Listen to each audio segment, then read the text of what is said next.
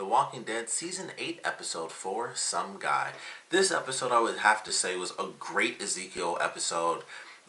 It's hard to say if they're even gonna possibly have a better episode than this one for his character in particular, because it just went through so much of who he is as a person and his growth from this dude who is like a zookeeper who randomly happened to save this tiger to this guy who became the leader of this post-apocalyptic community, who had to force himself to become the leader. Like, they have a great moment with him and Carol where he's like, I work every day to be ready to fight and stuff, and I've worked and trained to become this, to become what I need to become, to change into what I need to become. And she's like, change. He was like, well, yeah, I had to be this. Like, I had to change to become this leader that's in front of you, that's willing and ready to fight and hopeful and, giving these grand speeches and everything.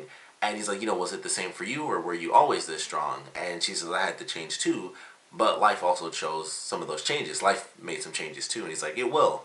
And that was a great parallel for these two characters, where she went through her change. We've seen her change from the beginning of the series till now. And Ezekiel certainly went through some to go from like this dude who was just a zookeeper to this leader of a community. But she dealt with her dark change, and he's dealing with his now as the leader that failed. Because before it was just, okay, we don't like the saviors, but we do what we gotta do, and that's pretty much it.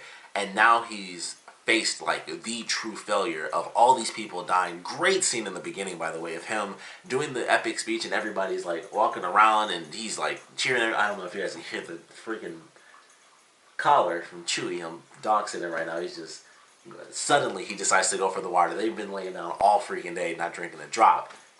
Now he wants to go for the water. He was just laying down for like 40 minutes in between me doing my last review. Thank you, Chewy. Thank you for stopping. Thank you.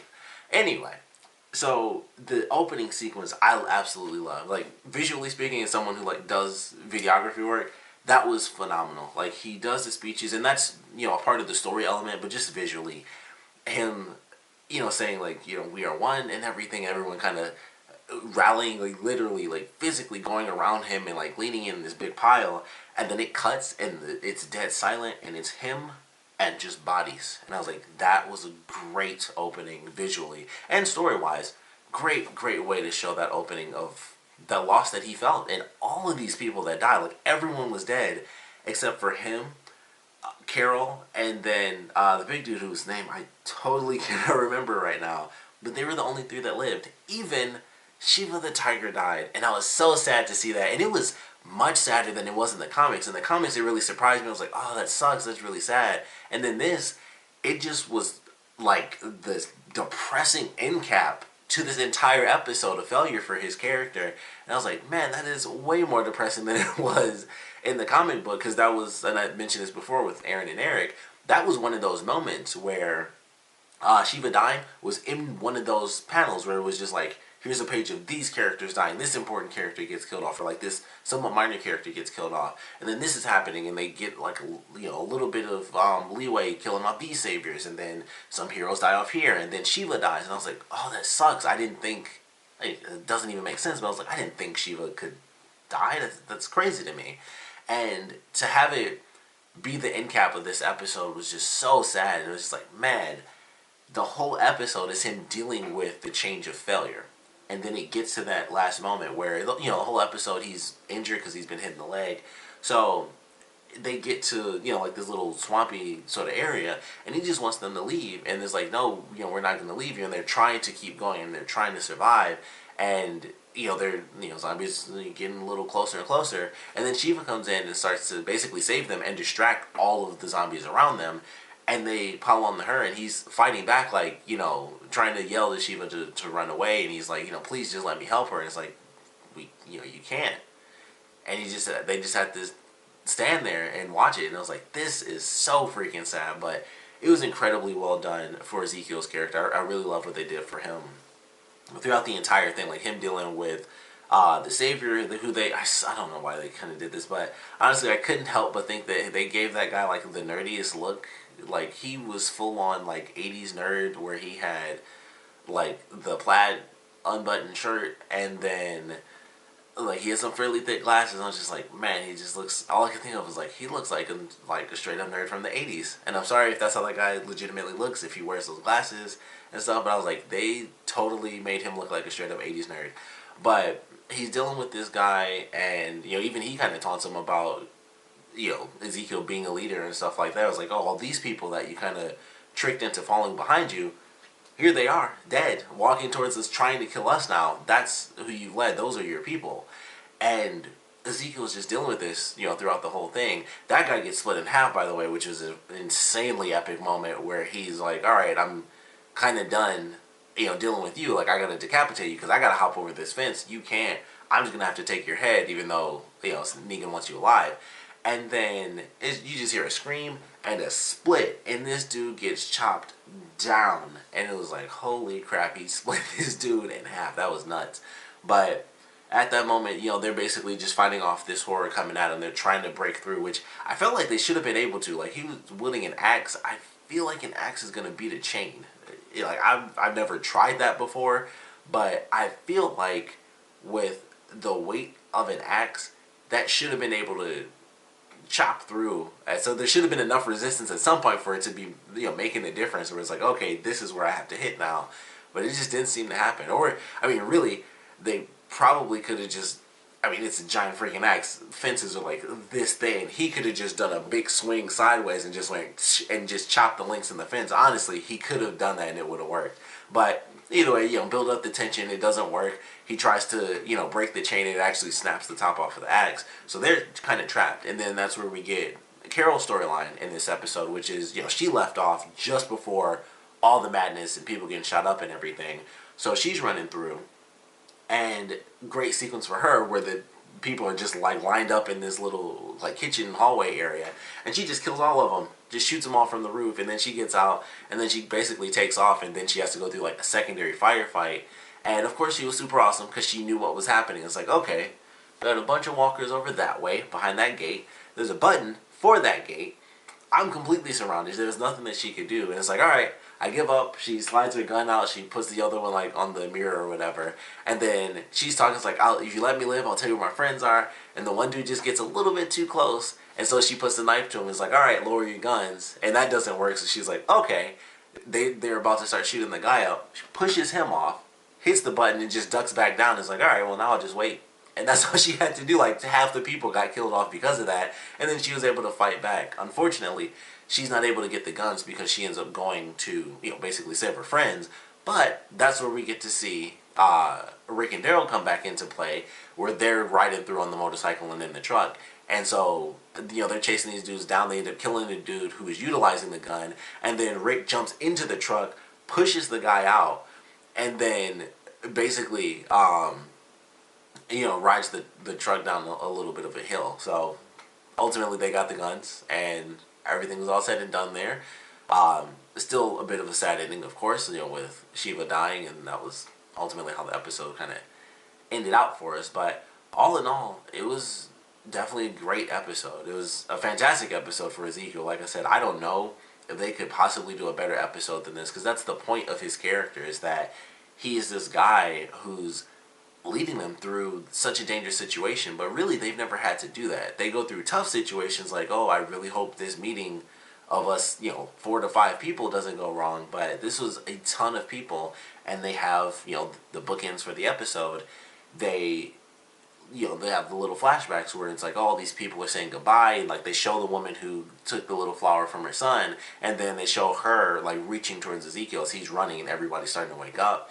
They have the little boy in the beginning where Ezekiel's like, you'll be strong because you need to be. And then, of course, he goes to him at the end of the episode, 3 people walk in after 30 left out. And it's depressing. Like, what do you say? And he just looks at the kid and puts his hand on his shoulder. And then he's just like, yeah. And he just walks away. Like, there's nothing he can really say. And he just puts his hand on his shoulder. He can't say anything. And then he just walks past everybody else. And it's like, they just have to look at this giant empty space from all these people that left. 3 people came back, and it was just like, man, that was a crazy story for his character, but absolutely loved it, and it makes perfect sense for him, and I'm excited to see where they take it. How this is going to change his character going forward, how he will change as a leader.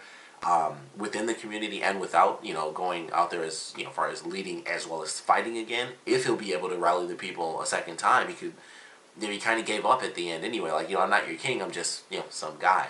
So, really love the way they utilized him in this episode. It was his episode 100%, and it was great. Like, just watching his story, watching just that disaster of him seeing all these people dead around him, just giant, bullet wounds and stuff, and then everybody's getting up because they've all been killed off, and the one guy that was left alive gets shot in the back, by the nerdy looking dude, and then of course he gets split in half, and it's just like, man, they came back 3 strong from about 30 or something crazy like that. So great episode. Definitely looking forward to the next one, and it's kind of jumping around the battlefield again, and I'm surprised we've gotten this far into the season. We still have not seen Negan and Gabriel have their conversation, so that could be the next episode. I didn't actually get to see the promo because I was watching this on demand, so I don't know what's coming up in the next episode, but I'm definitely looking forward to whatever it's going to be, because it's still all out war. Like, they are still just going at it with the combat, and this season has been really good, and I'm so happy for that, because one of the big things was like, last season was cool, but it was like, there's some things missing here.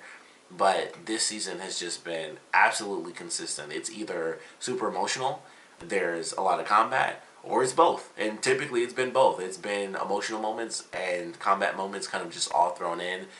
Allies arguing with each other, legitimate, enemies and stuff like that. And it's just been nuts. And it's like, man, it's been a good season so far. So I'm looking forward to where we're headed, because it's like, it does not seem like it's slowing down. It's just been this part of the battle, this part of the battle, this part of the battle. And now the heroes have, the giant gun.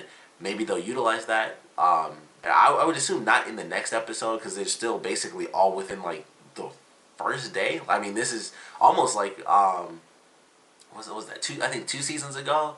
Like, pretty much the whole season was like over the course of 2 days.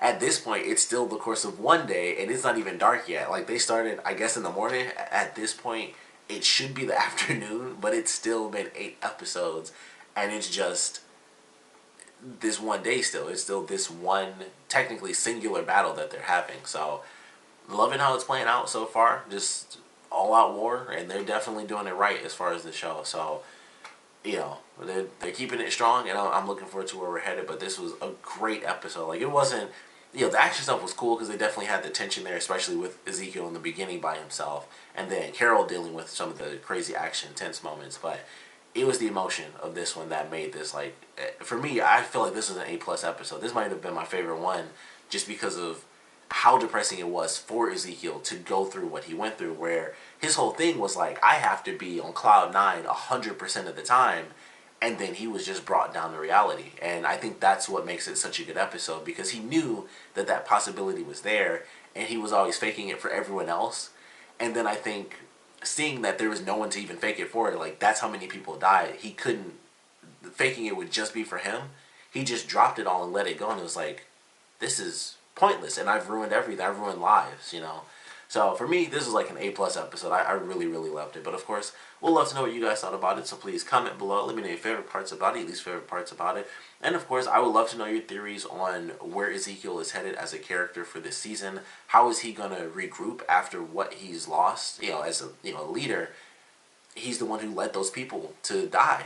Like, all these families are, missing members and things like that, because he was the leader that rallied them to go out and, ultimately sacrifice themselves. So I would love to know how you guys think he's going to regroup, and what that is going to mean for the rest of this war once he decides to officially get back involved. And of course, like I said, I want to know what you guys thought about this episode in general, so please comment below, let me know, and thanks for watching.